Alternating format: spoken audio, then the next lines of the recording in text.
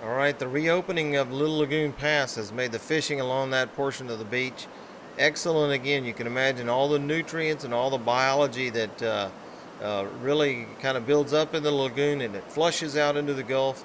And a lot of the fish and other animals like to come in there and feed.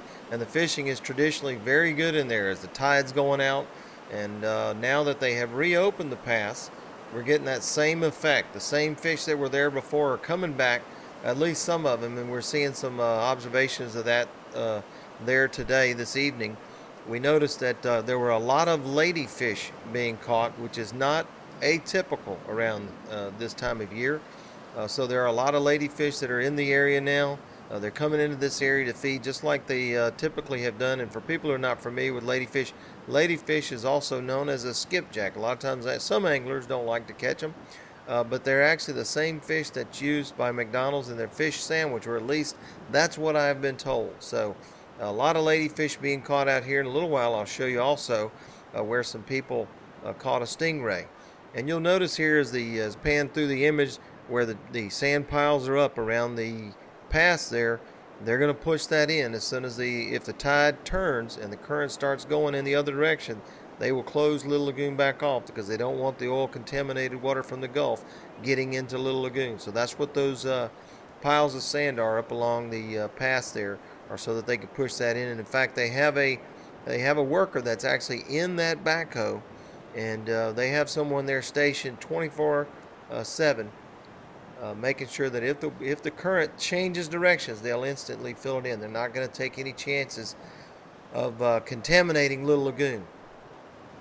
And as kids would do, here we got some kids taking advantage of the big piles of sand there made. That's an enormous sand castle, you know, and they're taking advantage of that and having a lot of fun. There are people out here enjoying the beach here on the 17th of July. Even though there is a little oil, you'll see some little oil there on the sand.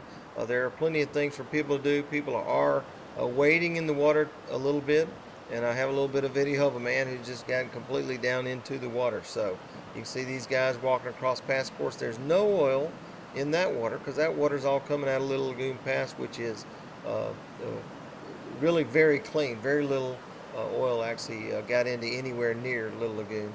Although I'm going to show you another place where there's just a little bit of contamination, but it is not much. It's really confined to one real small area. So people are enjoying the beach now. So if you're thinking about coming down to the beach, maybe you want to do it, maybe you don't.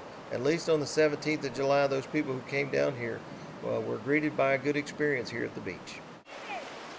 And there was someone catching fish the entire time that I was videoing there at Little Lagoon Pass. There was always someone that seemed to have a fish on the line. So the fish are out there. They didn't all die when we had the oil hit the water. And here, right here, a lot of ladyfish, as I mentioned earlier, but here we did have one gentleman reel in a small stingray there. So we got entertained there with a small stingray. He's kind of worn out from the fight there, doesn't want to get out of here. But you can see the fish, the wildlife there, they're bouncing back pretty well. This looks fairly typical, like I say, for this time of year, at least for the ladyfish and the stingray. That would be very typical for this time of year here at Little Lagoon Pass.